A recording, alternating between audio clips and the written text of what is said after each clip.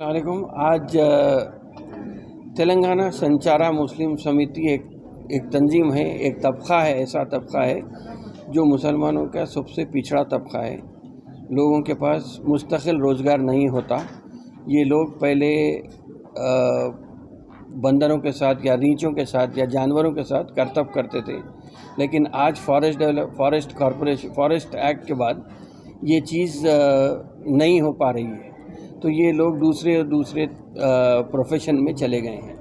मिसाल के तौर पे इन्हीं का एक तबका है जो पत्थर फोड़ने वाले हैं या पत्थर फोड़ने वाले बिरादरी से तबका ताल्लुक़ रखते हैं।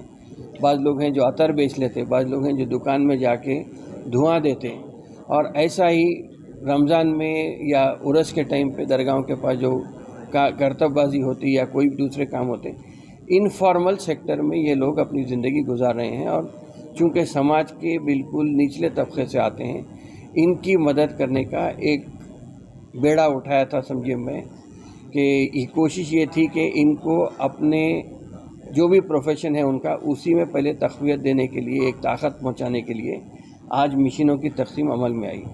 मैं ख़ुद इनकी बिरादरी से मिलने के लिए परगी गया, वखारबाद डिस्ट्रिक्ट में, खम्मम गया, जनगांव, करीमनगर गया, निज़ामाबाद में भी इनके तबके के लोग मिले। बहरहाल हर तेलंगाना के हर ज़िले में ये लोग यहाँ पे मौजूद हैं।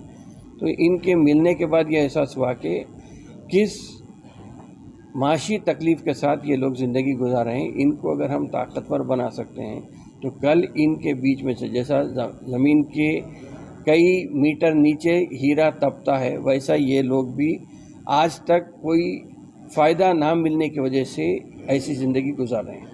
तो इन्हीं को अगर हम ताकतवर बनाते हैं तो इनमें से कोई ऐसा आदमी निकल सकता है जो कल के दिन हीरे की शक्ल इख्तियार कर सकता है। तो यही सोच के हम सोचे कि इनको खुद रोज़गार से उनके ही प्रोफेशन में लगा देंगे। तो मुतालिबा ये हुआ था कि परगी में तकरीबन एक 400 लोगों का मजमुआ था।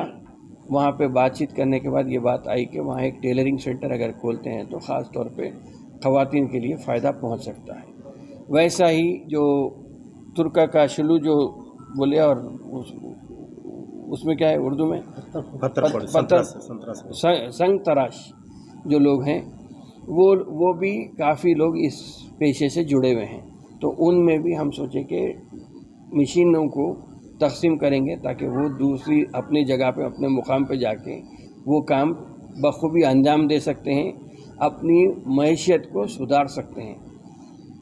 वैसे ही निर्मल में जब गए थे तो निर्मल में, आदिलाबाद में भी गए थे, आदिलाबाद में भी एक बड़ा तबका है।